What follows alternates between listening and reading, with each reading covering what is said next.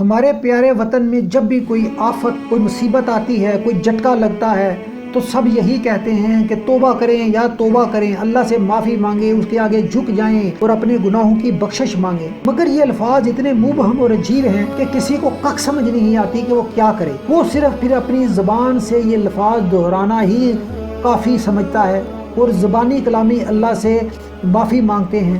آنکھوں سے آنسو بھی بہتے ہیں، دل میں شرمسار بھی ہوتے ہیں۔ کیا مسجد، کیا منبر، کیا گلی، کیا محلہ، ہر شہر میں، جلسوں میں، جلوسوں میں، ختم شریف میں، کل شریف میں، درگاہوں پر، قبروں پر، ہر جگہ پر، ہر موقع پر، دن کے اجالوں میں، رات کی سیاہی میں، صبح کی کرنوں میں، دوپہر کی گرمی سردی میں، دعائیں بے شمار دعائیں ہیں، آہیں کرب انگیز آہیں۔ اس تمام گریہ زاری کے باوجود مصائب اور معاشرتی اور معاشی بد نظمی کے جنات عمدے چلے آ رہے ہیں، اغیار کی غلامی بڑھتی چلی جا رہی ہے، IMF کے قرضے بڑھتے چلے جا رہے ہیں، پوری قوم مقروض پڑی ہے، غربت و افلاس بڑھتا چلا جا رہا ہے، معاشرے میں بد نظمی اور معاشرے میں خرابیاں آئے دن اس میں اضافہ ہوتا چلا جا رہا ہے۔ اور تو اور یہ ہندو بنیا آئے روز سرحدوں پر دو تین مجاہد قوم کے بیٹوں کو شہید کر دیتا ہے اور پھر دھمکیاں دیتا پھرتا ہے اور عرصے سے یہ سلسلہ جاری ہے۔ ان چیزوں سے سمجھیں کہ قوم توبہ نہیں کر رہی، شاید یہ قوم توبہ کے مفہوم سے واقف ہی نہیں۔ میں آج آپ کو بتاتا ہوں کہ توبہ کیا ہوتی ہے، ذرا غور سے سنیے گا۔ ایک مثال سے آپ کو سمجھاتا ہوں۔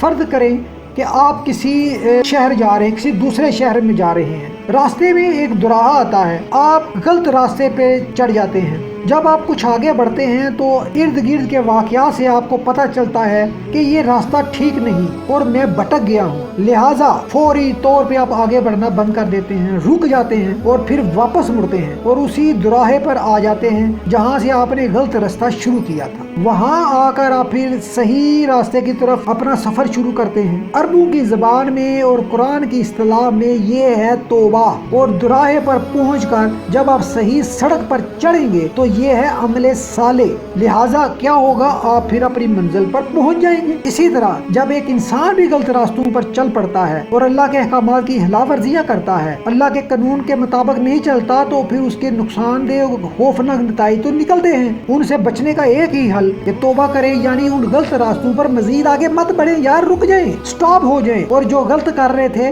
اس کی جگہ وہ صحیح ہے نا وہ کرنا شروع کر دیں، وہ بیان کرنے لگیں، تو یہ عمل سچی توبہ ہوگا۔ یعنی توبہ کا جو ہے وہ تعلق عمل سے ہے۔ پھر زبانی توبہ بھی ساتھ کام کرے گی، آنکھوں کے آنسو اور دل کی آہیں یعنی دعائیں سب قبول ہو جائیں گی پھر، اور اللہ سے ایمان مل جائے گی، اور معاشرے میں جو خرابیاں پیدا ہو چکی ہیں وہ آہستہ آہستہ انشاءاللہ ختم بھی ہو جائیں گی اور نعمتیں ملنا شروع ہو جائیں گی۔ مگر یہ سب کچھ توبہ سے ہوگا، یعنی غلط سے رک جانا اور درست کرنے لگنا۔ یعنی یہ سب کچھ ایسے نہیں ہوگا کہ آپ زبان سے تو توبہ توبہ دہراتے چلے جائیں، معافی مانگتے چلے جائیں اور معاشرے میں من دین اللہ کے قوانین چلاتے چلے جائیں، تو اس سے کبھی اصلاح اور فلاح نہ ہوگی، یہ جھوٹی توبہ ہوگی۔ لہٰذا اس ملک خدا داد میں آپ نے جو بھی قوانین اللہ کے نہیں بلکہ من دون اللہ چلا رکھے ہیں، ظلم و ستم کا جو بازار گرم کر رکھا ہے، بے انصافی جو پھیلا رکھی ہے، ان کو فوری طور پہ ختم کر دیں۔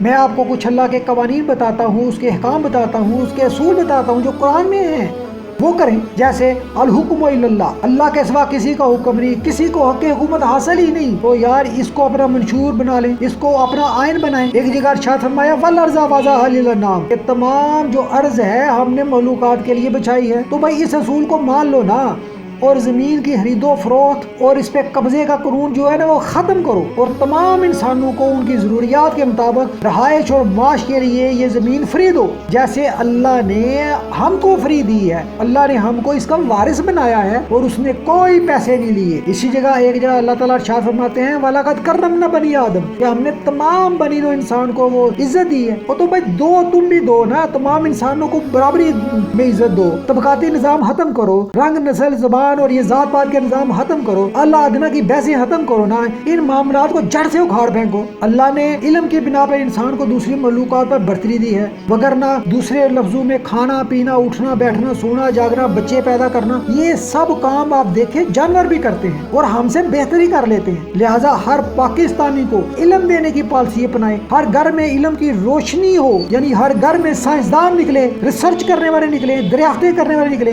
हर घर में कुरान के असूलों की से रोशनी पैदा हो, तो देखें ये माशरा कैसे दिनों में बदलता है। इसी तरीके से अल्लाह ताला ने कुरान पाक में फरमाया कि हमने रिज़्क़ में बाज़ को बाज़ पर फजीलत दे रखी है, तो जिनको फजीलत दी है तो वो अपना जायद रिज़्क़ अपने मुताहिदों को क्यों नहीं दे डालते कि वो इस रिज़्क़ में बराबर हो जाएं। तो माने इस हुक्म को, अल्लाह ताला का हुक्म माने और सरमायादारी और जगीरदारी के हबीज दरात को इस मुल्क पाकिस्तान से जड़ से उखाड़ फेंके, रिज़्क़ में बराबरी दे, तनख्वाहों में बराबरी दे, पेंशन, कफालत, खाने पीने की तमाम चीजें तमाम इंसानों के लिए आसानी से दस्तयाब हो, या खाने पीने की चीजों की नहरें बहाएं ना, दूध की नहरें बहाएं, शहद की नहरों से मुराद है कि ये हर शख्स को मुयस्सर हो, हर वक्त मुयस्सर हो, कोई तबका कोई कौम इससे महरूम ना होने पाए, बेशुमार दौलत जमा मत होने दे और लोगों को इससे महरूम भी मत होने दे। बनाइए कवानीन, ये चंद कवानीन अहकाम मैंने बयान किए हैं। इसी तरह अल्लाह के हुक्मों पर अमल शुरू करें, गैर अल्लाह के सियासी माशरती माशी निज़ाम से छुटकारा हासिल करें, तो देखें तौबा कबूल होती है कि नहीं होती। मैं देखता हूँ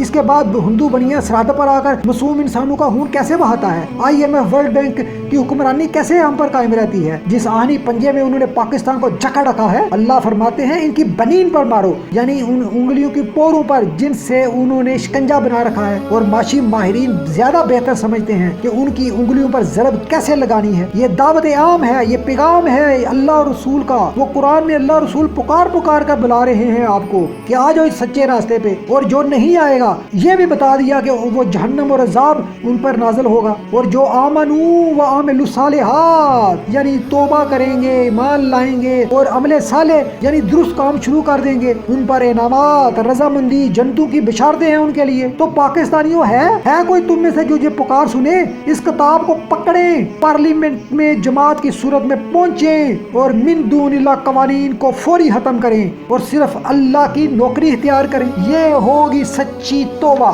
तो अब अगर बात आपकी समझ में आ गई है, हक और सच का पता चल गया है, तो फिर आए सच्ची तौबा करें इस पाक खित्ताए अर्ज को जो हमने लिया ही इस नियत पर था यार, और अल्लाह से वादा करके लिया था कि अल्लाह तू हमें खित्ता दे दे जहां हम सिर्फ तेरी और तेरी ही मुलाजमत करेंगे, तेरे नौकर बनेंगे, तेरे हुक्मों के मुताबिक जिंदगियां गुजारेंगे। तू हमारा वाहिद हाकम है, मालिक है, हम तेरे गुलाम हैं, अब्द हैं, नौकर हैं, मुलाजम हैं, तेरे सिवा हम किसी का हुक्म नहीं मानेंगे, यहाँ सिर्फ और सिर्फ अल्लाह ताला के आर्डर चलेंगे। तो सच्ची तौबा ये होगी। और जितने गैर इस्लामी कवानीन हैं, तौर तरीके हैं, हालात और वाक़यात हैं, उनको फौरी तौर पर बदलें, खत्म करें और अल्लाह ताला के वाज़े बैयन अहकाम अपना लें, उनके मुताबिक कानून साजी कर लें। ये तमाम कवानीन वही इलाही में मौजूद हैं। तो फिर देखें तौबा कैसे कबूल नहीं होती। माशरती ऊंच नीच, जुल्म सितम, जगीरदारी, सरमायादारी, मफाद परस्तियाँ, ज़हनी, फिक्री, मादी, जिस्मानी गुलामी के जिन्नात काबू में आते हैं कि नहीं आते। ये जिन्नात सारे बोतल में बंद हो जाएंगे। अमीरों गरीब, आला उदना, नस्ली तबकाती, मजहबी तफरीकें कैसे खत्म नहीं होती। ये सब खौफनाक वबाएं, मसाइल कैसे खत्म नहीं होते। ये सिर्फ एक तहय्युल और ख्याल नहीं है, याद रखें, ये आजमाई हुई बात है और पहले ऐसा हो चुका है। सदर अव्वल में ऐसा नबी पाक सल्लल्लाहु अलैहि वसल्लम ने कर दिखाया था, और अगर आप करेंगे तो आज फिर ये ऐसा होगा, रिश्तों की मदद आएगी। ये होगी सच्ची तौबा। और अगर आपने सच्ची तौबा की तो यकीन जाने ऐसा हो जाएगा।